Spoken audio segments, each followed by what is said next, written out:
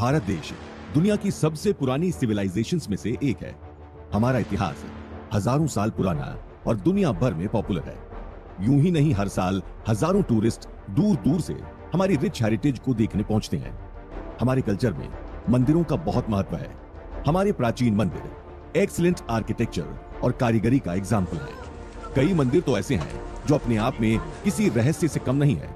आज हम आपको एक ऐसे ही प्राचीन और रहस्यमयी मंदिर की कहानी सुनाने जा रहे हैं।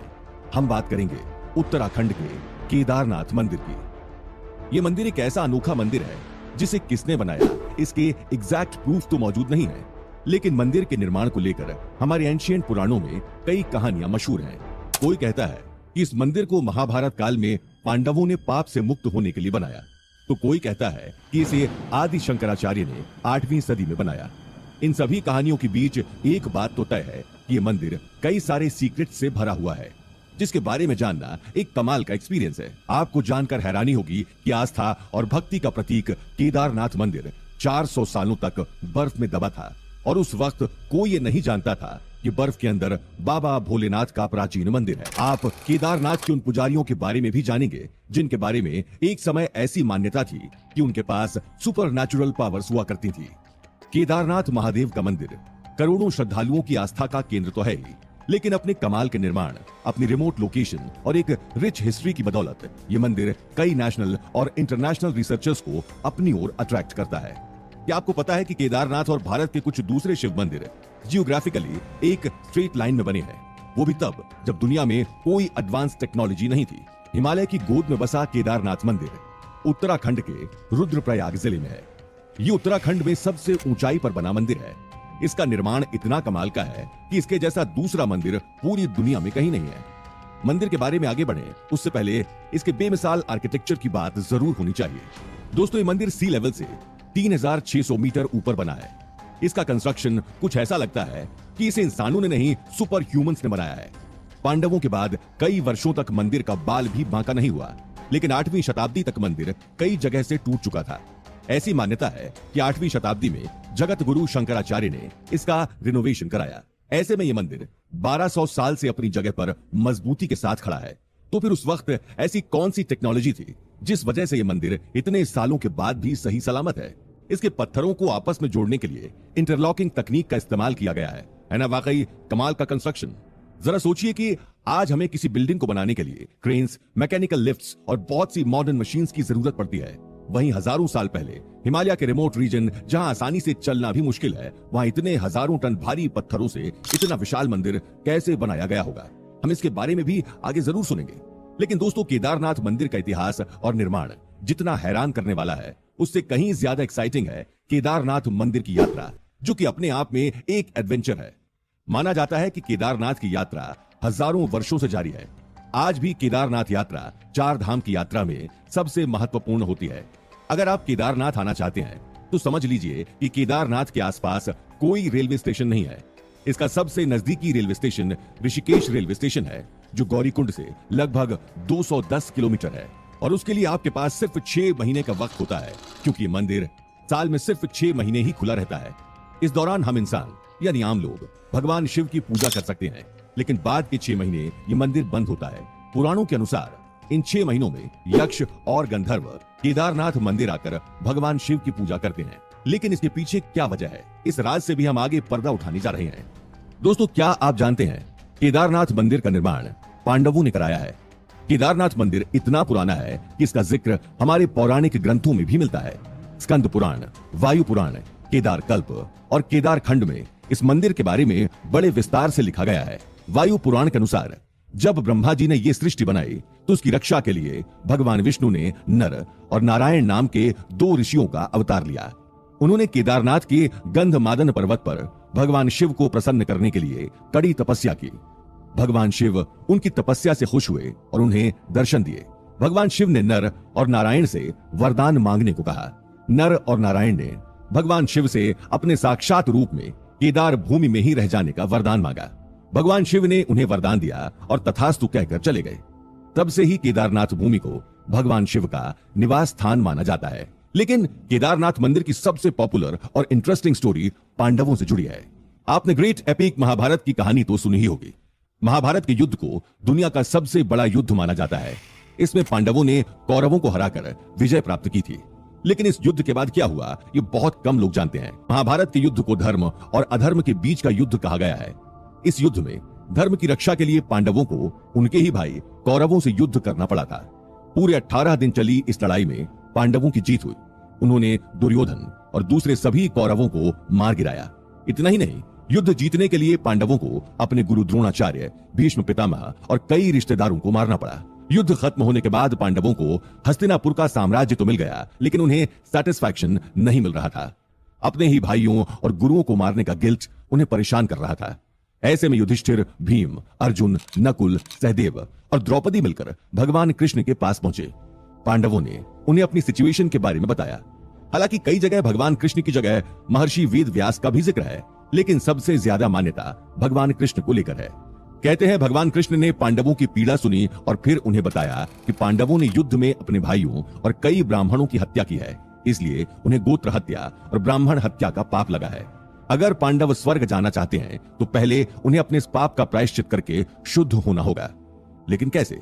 पांडवों के ये पूछने पर भगवान कृष्ण ने उनसे कहा, जीवन और मरण के इस चक्र को चलाने वाले भगवान देवों के देव महादेव हैं। महाकाल के रूप में प्रसिद्ध भगवान शिव ही आप पांडवों को इस पाप से मुक्ति दिला सकते हैं। कहते हैं कि भगवान कृष्ण अच्छे से जानते थे कि भगवान शिव केदारनाथ में विराजमान है। यहां बर्फ में उनका ज्योतिर्लिंग छिपा है। इस ज्योतिर्लिंग के दर्शन से ही पांडव अपने पाप से मुक्त हो सकते थे। इसलिए उन्होंने पांडवों को केदारनाथ जाकर इस ज्योतिर्लिंग के दर्शन करने की सलाह दी। भगवान कृष्ण के कहने पर पांडव और द्रौपदी भगवान शिव की तलाश में हिमालय की गोद में बसे केदारनाथ की ओर चल पड़े। कई जगह ये दावा भी किया गया है कि पांडव भगवान शिव की ज्योतिर्लिंग को नहीं, साक्षात भगवान शिव को ढूंढने केदारनाथ की ओर निकले थे। अपनी इस तलाश में पांडव कई दिनों तक हिमालय में भटकते रहे। वो जहां जहां जाते उन्हें दूर तक बर्फ ही बर्फ दिखती। भगवान शिव को ढूंढते ढूंढते अब पांडव थकने लगे थे। पांडवों के पास आज के समय के अनुसार कोई फैसिलिटी मौजूद नहीं थी। वो उस वक्त जहां थे वहां इंसान तो क्या, कोई परिंदा तक नजर नहीं आ रहा था। आखिरकार भटकते भटकते पांडव सबसे पहले गुप्त काशी पहुंचे। लकीली उस वक्त वहां भगवान शिव और पार्वती आराम कर रहे थे। कहते हैं भगवान शिव अपने ही भाइयों और गुरुओं की हत्या करने वाले पांडवों से बड़े नाराज थे। वो पांडवों को दर्शन नहीं देना चाहते थे। लेकिन माता पार्वती से दर दर भटकते पांडवों और द्रौपदी की ये हालत देखी नहीं गई, जिसके बाद गुप्त काशी में उन्होंने पांडवों को दर्शन दिए। भगवान शिव की तलाश में बेचैन हो रहे पांडवों ने उनसे शिव का पता पूछा। इस पर मां पार्वती ने उनसे कहा, भगवान की इस खोज में मैं आपकी कोई मदद नहीं कर सकती, लेकिन मैं आपको इतना जरूर बता सकती हूं कि आपको किस रास्ते पर जाना है। पांडव मां पार्वती के बताए हुए रास्ते पर चल पड़े। रास्ते में उन्हें बहुत सारी भैंसों का एक झुंड नजर आया। युधिष्ठिर जानते थे कि भगवान शिव ने एक बार भस्मासुर से युद्ध के दौरान भैंस का रूप धारण किया था। उन्हें समझ आ गया था कि हो ना हो इन्हीं भैंसों के झुंड में भगवान शिव भी छिपे हुए हैं। युधिष्ठिर ने भीम से कहा, इन भैंसों को एक एक कर झुंड से बाहर निकालो, इन्हीं में कहीं भगवान शिव मिलेंगे। भीम एक एक करके भैंसों को झुंड से अलग करने लगे। उन्होंने जबरदस्ती सभी भैंसों को अपनी दो टांगों के बीच से गुजरने पर मजबूर किया। भैंसें एक एक करके भीम की टांगों के नीचे से जाने लगीं, लेकिन उनमें से एक भैंसा भीम की टांगों के नीचे से गुजरने के लिए तैयार नहीं था। वो भैंसा जमीन पर अपना सिर रगड़ने, देखते ही देखते उसका आधे से ज्यादा शरीर जमीन में धंस गया। भीम ने फौरन दौड़कर उस भैंसे की पूंछ पकड़ी और उसे जमीन से बाहर खींचने लगे। ऐसा कहा जाता है कि भीम में 10,000 हाथियों की ताकत थी। भीम की इतनी ताकत और बहुत कोशिश करने के बाद भी भैंसे का केवल पिछला शरीर ही जमीन के ऊपर आ पाया।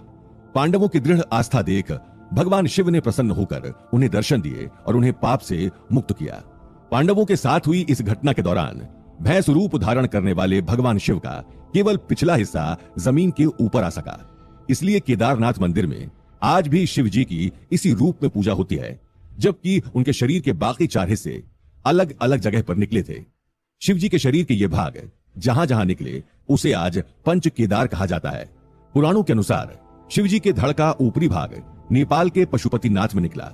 रुद्रप्रयाग जिले के उखीमठ में शिव जी के शरीर का मध्यम भाग निकला। आज भी यहाँ मध्यमेश्वर शिव की नाभि की पूजा की जाती है। रुद्रप्रयाग के चोपता में स्थित तुंगनाथ में भगवान शिव की भुजाओं की पूजा की जाती है। ऐसे ही मुख की पूजा रुद्रनाथ में की जाती है और जटा कपिलेश्वर में पूजी जाती है। ऐसा कहते हैं कि पांडवों ने ही केदारनाथ में रहकर यहाँ मंदिर बनाया ताकि वे पूजा अर्चना करते हुए समय व्यतीत कर सकें। पांडवों के पास उस समय भगवान श्री केदारेश्वर की पूजा के लिए चने की दाल और मक्खन ही था। इसलिए आज भी भगवान केदारेश्वर की पूजा में चने की दाल और घी का बहुत ही महत्व है। अगर केदारेश्वर के लिंग को ध्यान से देखने पर उसके एक भाग में भगवान गणेश और दूसरी जगह पर मां दुर्गा का चिन्ह दिखाई देता है। ये तो थी केदारनाथ की कहानी।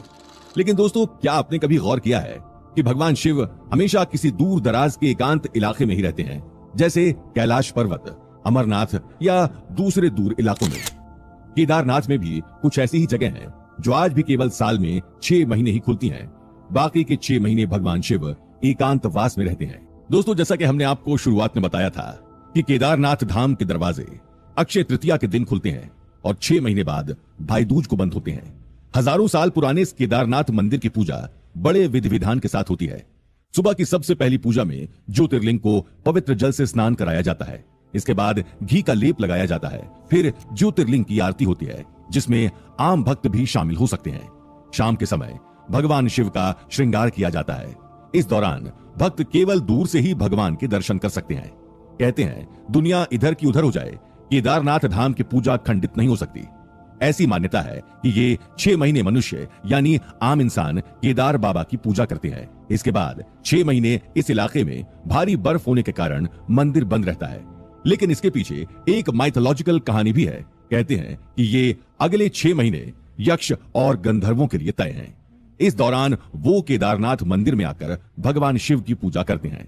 स्कंद पुराण के मुताबिक एक बार यक्ष और गंधर्व हिमालय से बड़े तंग आ गए थे। ऐसे में वो ब्रह्मा जी के साथ भगवान शिव के पास पहुंचे।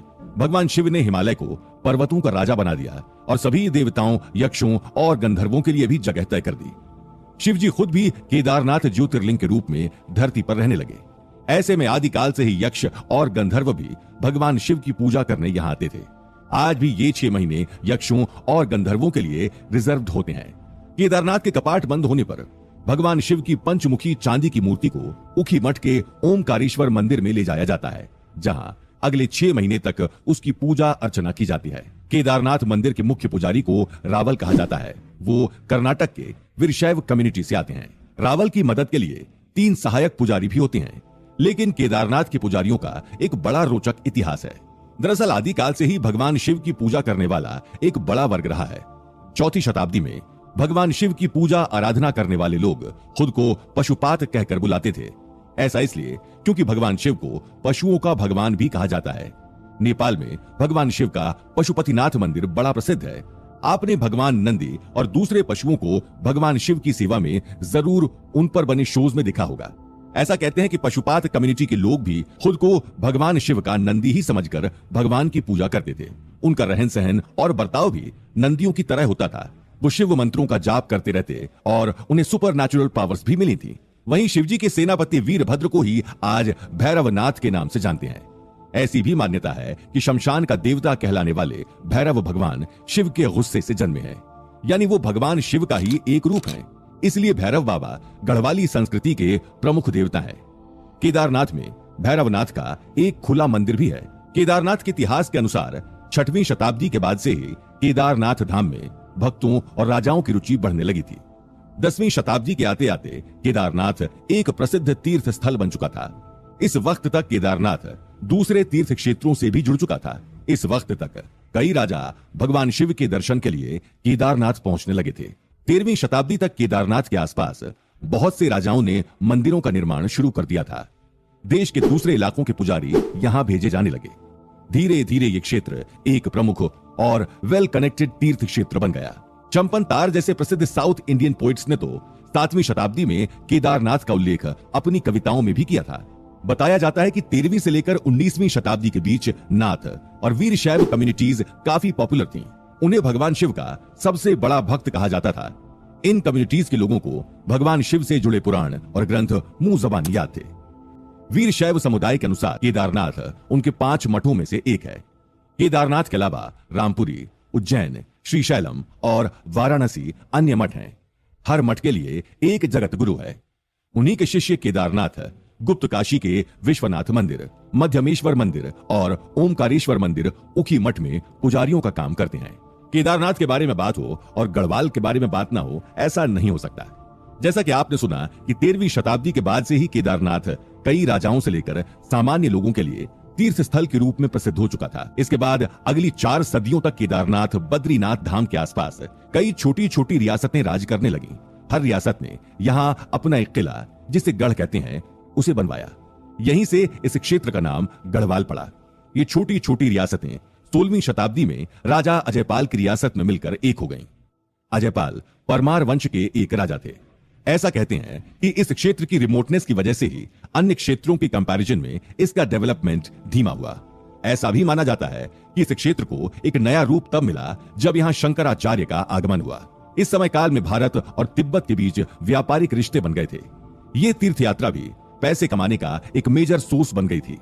नॉर्थ इंडिया से तिब्बत जाने के लिए बद्रीनाथ से होकर जाना पड़ता था, क्योंकि केदारनाथ अपने बड़े ग्लेशियर्स के कारण ज्यादातर बंद रहता था। इसलिए केदारनाथ फाइनेंशियल नजरिए से उतना जरूरी नहीं था। उस दौर में तिब्बत, सेंट्रल एशिया और रशिया जाने के लिए बद्रीनाथ एक प्रमुख रास्ता था।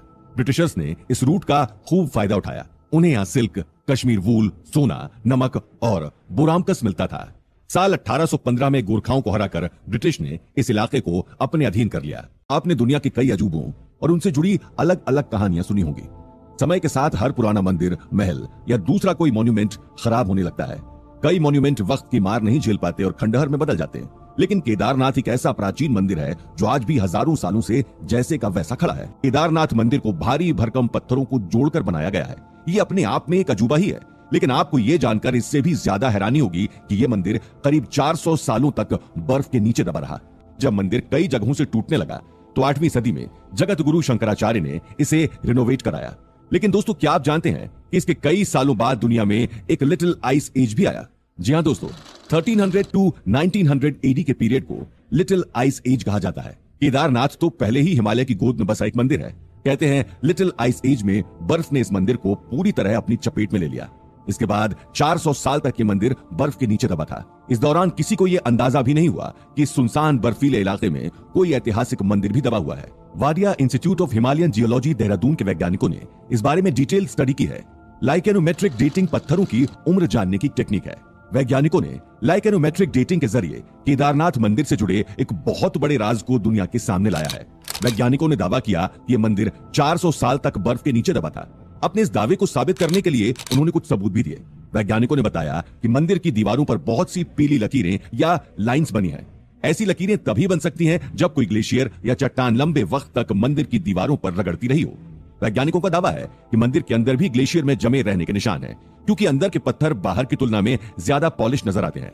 आपकी जानकारी के लिए बता दें कि ग्लेशियर में सिर्फ बर्फ नहीं होती, इसमें चट्टानें और मिट्टी भी होती है। लेकिन हैरानी की बात है कि 400 साल बर्फ के नीचे दबे होने के बाद भी मंदिर का बाल तक बांका नहीं हुआ।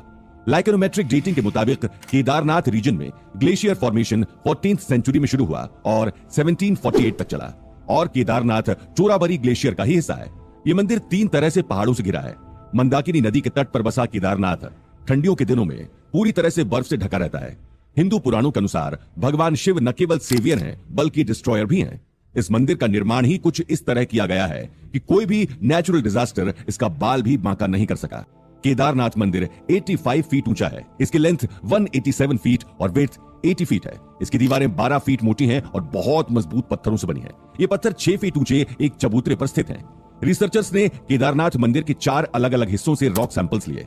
इन रॉक सैंपल्स को माइक्रोस्कोप, एक्सरे और XRD सिस्टम की मदद से स्टडी किया, जिसमें उन्होंने पाया कि पत्थर क्वार्ट्ज, फेल्सपर और माइका से बने हैं। ये पत्थर नेचुरली डल व्हाइट कलर के हैं और इनमें बीच बीच में डार्क और लाइट बैंड्स हैं, जबकि मंदिर के एक्सटीरियर स्टोन वक्त के साथ काले पड़ गए हैं।